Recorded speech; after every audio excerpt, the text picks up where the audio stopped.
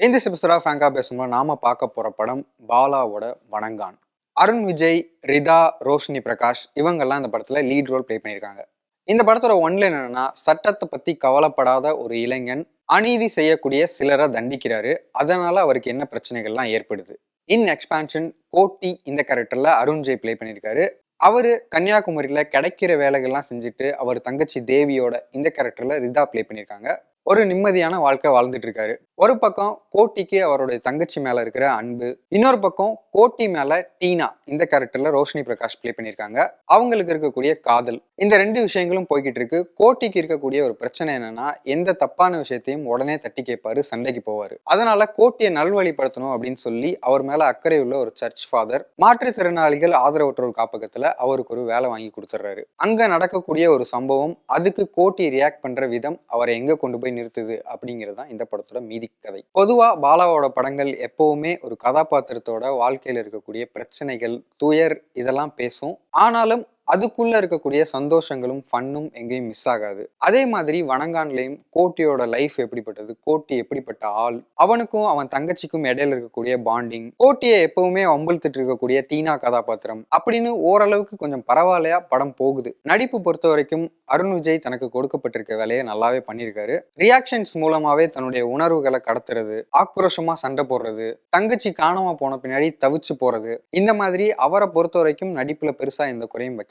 தங்கச்சியா வர்ற ரிதாவோட நடிப்பும் நோட்டபுளா இருந்தது. ரோஷினி பிரகாஷ் பிதாமகன்ல நம்ம பார்த்த லைலா கேரக்டரை இன்னொரு ரீஹேஷ் பண்ணா எப்படி இருக்கும், அந்த மாதிரி ஒரு கேரக்டர் தான் ரோஷினி பிரகாஷ்க்கு. ஆனா லைலா அதை பண்ண அளவுக்கு எஃபெக்டிவா ரோஷினி பிரகாஷ் பண்ணிருக்காங்களா அப்படின்னு கேட்டா இல்லைன்னு தான் சொல்லணும். அதுக்கு காரணம் ரோஷினி பிரகாஷோட வீக்கான ஆக்டிங் அண்ட் அந்த சீன் எல்லாத்துலயும் இருக்கக்கூடிய வீக்கான ரைட்டிங். இவங்க இல்லாம மிஷ்கின், சமுத்திரகனி அண்ட் மற்றும் பல கேரக்டர் ஆர்டிஸ்ட் இவங்கெல்லாம் நல்லா நடிச்சிருக்காங்க அப்படின்னு சொல்றதை விட பாலா கொடுத்த டாஸ்கை கம்ப்ளீட் பண்ணிருக்காங்க அப்படின்னு சொல்லலாம். வணங்கானோட மைனஸ் பாயிண்ட்ஸ் என்னலாம் அப்படின்னா, நான் முன்னாடியே சொன்ன மாதிரி பாலா அவருடைய படங்கள்ல ஒரு கதாபாத்திரத்தை எடுத்துக்கிட்டு அதனுடைய வாழ்க்கையில இருக்க துயரையும் கொண்டாட்டத்தையும் ஒரு சேர சொல்லுவாரு. அதே ஃபார்மேட்ல தான் வணங்கான் இருக்குனாலும் இதுல என்ன மிஸ் ஆகுதுன்னா, ஆரம்ப கால பாலா படங்கள்ல இருந்த அந்த சோல்ஃபுல் தான். ஏன்னா வணங்கான்ல இருக்க எந்த ஒரு கதாபாத்திரத்து கூடயும் அதனுடைய எந்த எமோஷன் கூடயும் நம்மளால கனெக்ட் ஆகவே முடியல. அதனாலே இந்த படத்துக்குள்ள யாருக்கு என்ன ஆனாலும் சரி ஓகே மேல சொல்லுங்க அப்படிங்கிற மோட்லயே நம்ம இருக்கோம். ரீசெண்டா பாலாவோட 25th இயர் அனிவர்சரிக்காக ஒரு பெரிய விழா எடுத்தாங்க. ஒரு டிரெக்டர் 25 இயர்ஸை கம்ப்ளீட் பண்றாரு அப்படிங்கறத தாண்டி அவர் பண்ண படங்கள்ல இருந்த உயிரோட்டத்துக்காக அந்த விழா எடுக்கப்பட்டதா நான் நினைக்கிறேன். அண்ட் ஆல்சோ பாலாவோட பெரும்பாலான படங்கள்ல ஒரு ஐரணி இருக்கும். அது ஒரு டிராஜடியான ஐரணி. ஒரு அம்மா தான் பெத்த மகனையே வெறுக்கிறாங்க அண்ட் கடைசியில அவனை தன் கையாலே கொல்றாங்க அப்படிங்கிற ஐரணி நந்தா.